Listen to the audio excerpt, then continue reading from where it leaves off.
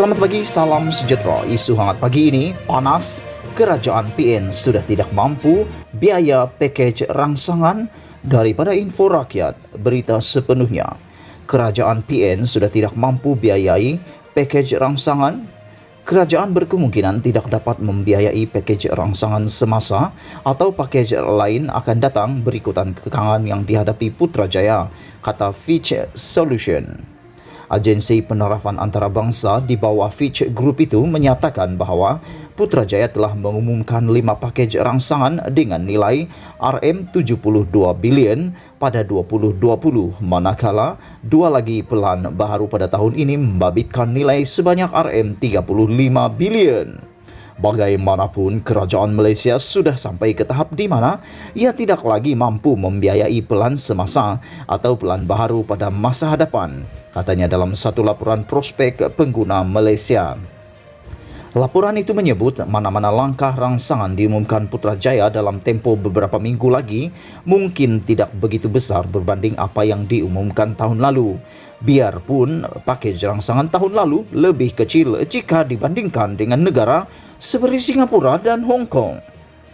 Beban hutang awam yang tinggi berkemungkinan memberi kesan negatif terhadap sentimen pelabur terhadap Malaysia dan boleh meningkatkan lagi kos pinjamannya.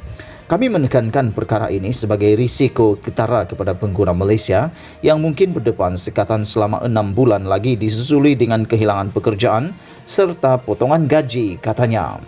Kerajaan berkemungkinan tidak dapat membiayai pakej rangsangan semasa atau pakej lain akan datang berikutan kekangan yang dihadapi Putrajaya, kata Fitch Solution. Ia meramalkan pemulihan terhadap perbelanjaan pengguna akan berpanjangan sehingga 2022 disebabkan penolakan akibat tekanan ekonomi berkaitan kesan COVID-19, sekatan berterusan terhadap sektor peruncitan bukan keperluan, sekatan pergerakan dan ruang fiskal yang terhad untuk pembaharuan semula sokongan.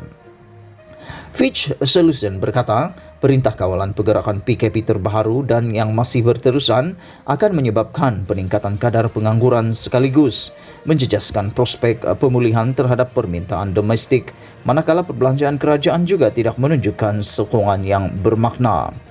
Ia juga mengkaji unjuran perbelanjaan isi rumah yang sebenar kepada 3.0% tahun ke tahun pada 2012 berbanding 11% pada sebelum ini. Biarpun ia adalah pemulihan daripada pengucupan 3.7% yang dianggarkan pada 2020.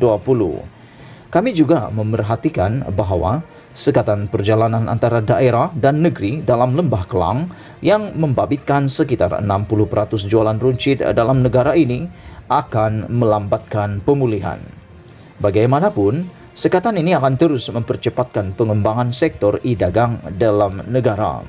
Indeks jualan runcit dalam talian yang menunjukkan aktiviti e-dagang akan terus berkembang kepada 23.1% tahun ke tahun.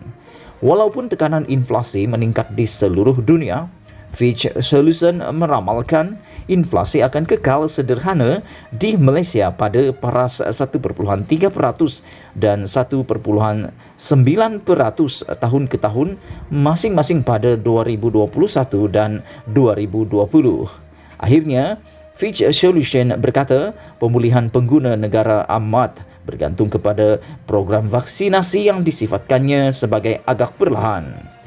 Usaha vaksinasi masih dilihat perlahan biarpun Kementerian Kesihatan sudah memulakan pelan imunisasi COVID-19 kebangsaan yang mana sekitar 60% hingga 70% penduduk perlu diberi vaksin bagi mencapai imuniti kelompok.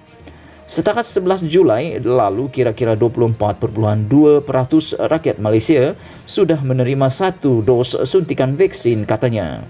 Berita penuh daripada freemalaysiatoday.com. Sekian isu hangat pagi ini. Jangan lupa tekan butang subscribe dan kita jumpa lagi. Bye-bye.